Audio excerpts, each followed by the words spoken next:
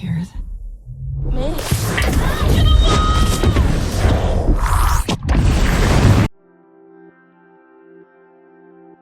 Selamat malam promo semua. Hayo, scroll terus. Daripada gabut, mending nonton deh sini. Mimin ada film yang pastinya menegangkan banget nih.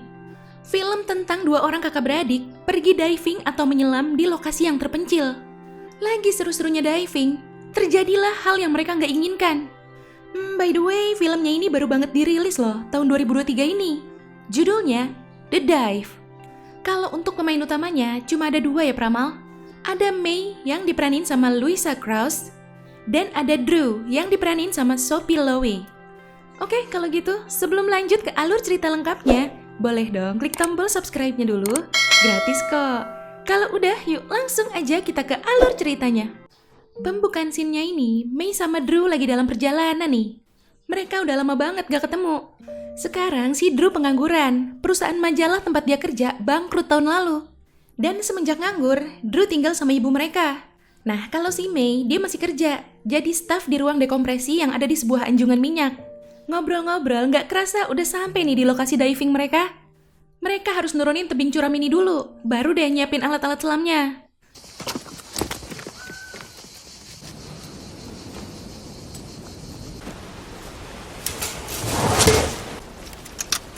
Is that really necessary? It's. Oh my god, fancy. Such a nerd. Do you dream of your equipment?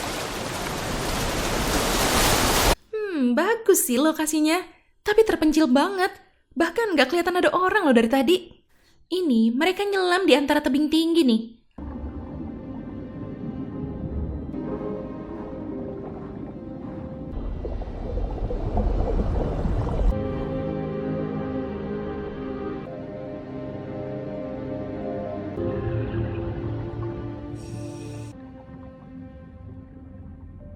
Masuk ke celah-celah sempit gitu.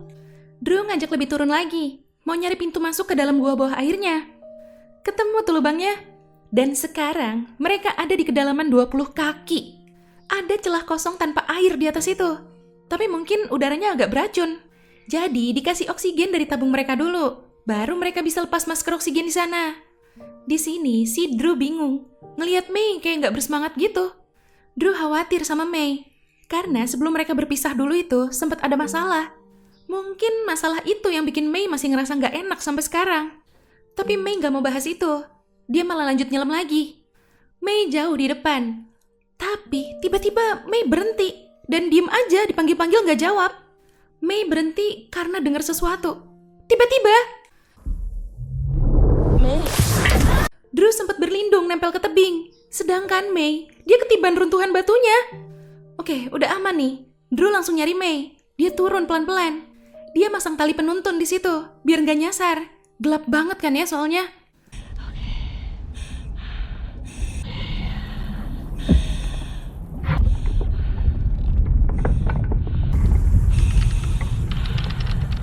Mana si May juga dipanggil nggak jawab-jawab lagi. Pingsan apa gimana itu dia? Nah, manggil nih si May. Tapi intercom mereka keputus-putus. Katanya dia kejebak, gak bisa gerak, dan posisinya ada di kedalaman sekitar 100 kaki. Yailah, segala tali penuntunnya kelepas lagi tuh. Panik dia. Ketemu. Untung aja jatuhnya gak jauh ya dari situ. May nanya, berapa sisa oksigennya si Drew? Kata Drew masih 100 bar, masih aman lah ya. May nyuruh Drew buat nelusurin pinggiran tebingnya. Sampai akhirnya ketemu nih, kelihatan sinar senternya si May. Ternyata kakinya si May ketiban batu gede. Berat banget lagi, gak bisa diangkat. Oksigen Drew sisa 85 bar, sedangkan oksigennya May masih 100. Menurut perhitungan May bisa bertahan sekitar 25 menit di kedalaman ini. May minta Drew buat naik ke permukaan, cari bantuan. Langsung naik aja, gak perlu dekompresi, karena masih dalam batas aman. Tapi komunikasi bakal keputus karena kejauhan. Jadi May harus ngasih tahu semuanya dari sekarang. Yang harus si Drew lakuin, pertama, coba cari bantuan. Kedua, jangan lupa bawa oksigen cadangan pas nanti turun lagi. Ada 2 tangki di tempat mereka siap-siap tadi, sama 2 lagi di jok belakang mobil. Ketiga, jangan lupa bawa dongkrak, buat ngangkat batunya ada di bagasi mobil. Keempat, kalau udah keluar dari air, harus segera pasang alarm selama 20 menit. Ya biar nggak kelewat waktunya buat balik lagi ke bawah sini. Dan yang terakhir, Drew harus tetap tenang, gak boleh panik sedikit pun. Karena semakin tenang bakal semakin irit oksigen. Mei juga langsung nenangin dirinya, biar bisa bertahan lebih lama.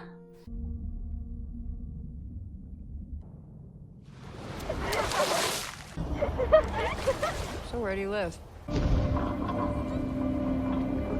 Don't think.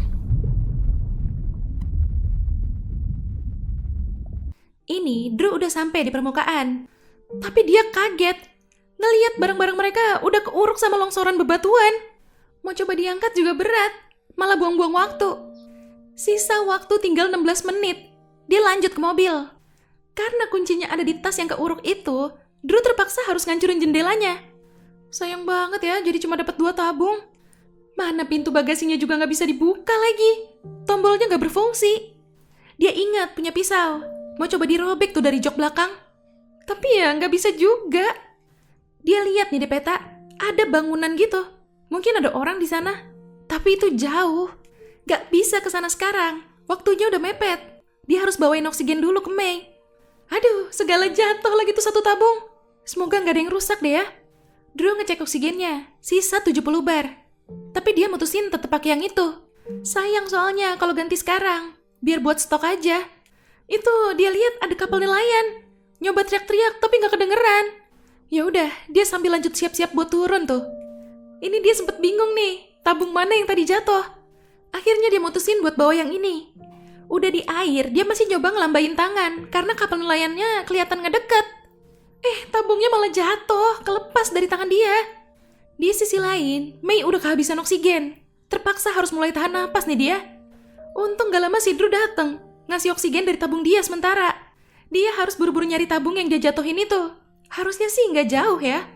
Drew ngasih tabung oksigen dia ke Mei. Dia bakal tahan napas selama nyari tabungnya. Ih, Mimin jadi ikutan tahan napas nih liatnya. Sementara si Drew nyari, Mei ngeliat ada kebocoran di selang inflatornya si Drew ini. Wah, harus dibenerin sih itu. Nah, ini udah lumayan jauh. Akhirnya ketemu nih tabungnya.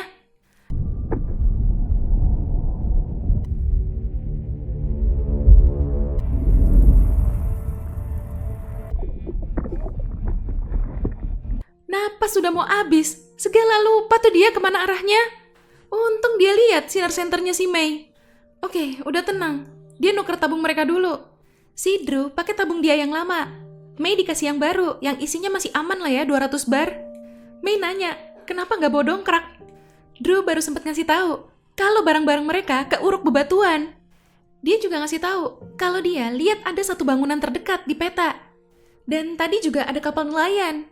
Dia yakin nelayan itu juga lihat dia tadi. Jadi dia mau balik lagi ke atas. Siapa tahu nelayannya datang ke situ. Mei nanya, bangunan itu seberapa jauh? Kata Drew, mungkin sekitar 1 mil. Menurut Mei itu jauh banget. Dan kalau emang nelayan yang gak datang, mending fokus aja nyari cara buat ngambil dongkraknya. Tapi Mei ngingetin, naik ke permukaan kali ini, Drew wajib berhenti dulu buat dekompresi. Karena tingkat nitrogen di tubuhnya Drew udah terlalu tinggi. Bahaya.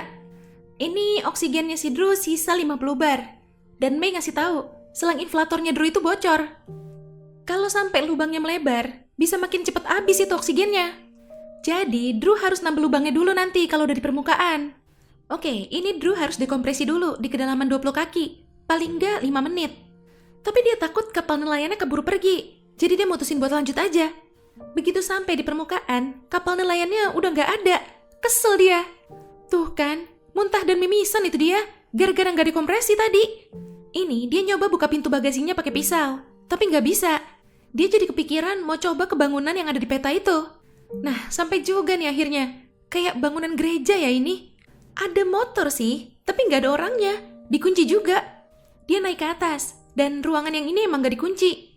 Nggak ada barang yang berguna juga sih, tapi dia mau coba masuk ke ruangan bawah lewat jendela nih. Lumayan ya, nemu minum tuh dia. Aus banget dia dari tadi. Dia nemu spidol. Di petanya, dia tandain deh tuh lokasi di mana mereka kejebak. Berharap semoga orang yang tinggal di sini datang bantu mereka. Ini dia juga nemu palu. Dia bawa balik deh tuh ke mobil buat ngejebol lubang kunci bagasinya. Gak bisa juga dong. Udah kesel banget nih dia. Sampai dipukulin itu mobil. Sekarang dia mau coba dorong jatuhin mobilnya, biar hancur.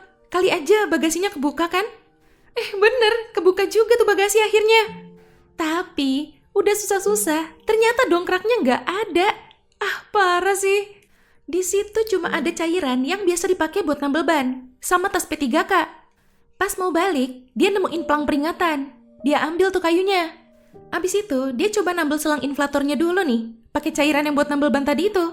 Waduh, mana cuma sisa 20 bar itu oksigennya. Nah ini dia turun lagi, bawa tabung cadangan. Jadi gantinya nanti di sana. Dia juga sekalian bawa kayunya itu, buat nyongkel batunya nanti. Sesampainya di sana, si Mei bilang, dia kayak dapat bayangan tentang apa yang bakal terjadi. Dia kayak udah pesimis gitu. Dia ngasih tahu kalau dia ngelihat dia bakal mati di sini. Tapi Drew bilang itu cuma halusinasi karena gejala narkosis nitrogen aja. Narkosis nitrogen itu halusinasi dari efek bius karena kadar nitrogen di dalam tubuhnya tinggi. Drew nyadarin Mei, soalnya dia butuh bantuan Mei juga buat nyongkel batunya itu. Ini oksigen Drew udah mau habis. Dia mau ganti dulu nih sama yang baru. Pas dipasang, ternyata rusak gara-gara yang tadi jatuh. Ya udah, terpaksa pindah ke yang lama lagi. Oke, ini mau coba dicongkel nih batunya. Dan udah agak ngangkat gitu. Patah kayunya. Gak kuat. Drew bingung harus gimana lagi. Nanya si Mei juga, Mei-nya udah gak bisa fokus. Pas Drew nanya, kira-kira kalau ada ayah mereka di sini, ayah mereka bakal ngelakuin apa lagi? Si Mei langsung marah, karena dia juga gak tahu. Akhirnya, Mei nyuruh Drew naik aja ke permukaan. Tapi tiba-tiba, Drew kepikiran ide. Dia mau naruh jaket BCD atau jaket yang buat ngontrol daya apungnya itu di bawah batu. Abis itu bakal dikembungin jaketnya, biar batunya keangkat. Lagi coba dikembungin, katup pengamannya kebuka terus, jadi nggak masuk-masuk udaranya. Mana oksigennya si Drew udah makin tiris lagi. Denger itu, Mei jadi pasrah. Dia nyuruh Drew naik pakai tabung oksigen punya dia. Dia juga ngucapin makasih banyak ke Drew, udah nyoba segala cara. Tapi Drew nggak mau nyerah. Dia yakin seseorang pasti udah baca pesan yang dia tulis itu. Atau mungkin kapal nelayan itu juga bakal balik. Pokoknya intinya dia nggak mau nyerah. Drew langsung ngelepas alat selamnya. Dia naik dengan tahan napas. Lagi-lagi gak sempet dekompresi dia. Makin parah aja tuh kondisinya.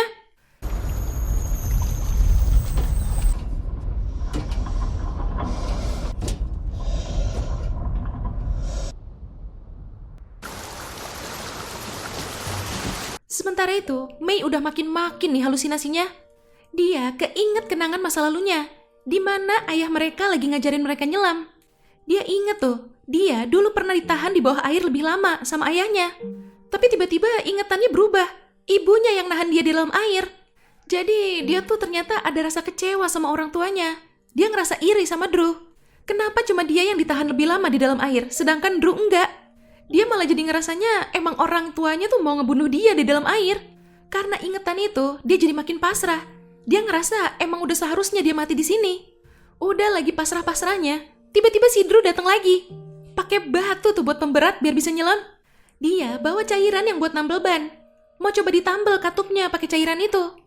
Nah, udah ketutup nih. Bisa dikembungin jaketnya sekarang. Yes, berhasil. Batunya keangkat dan Mei bisa keluar.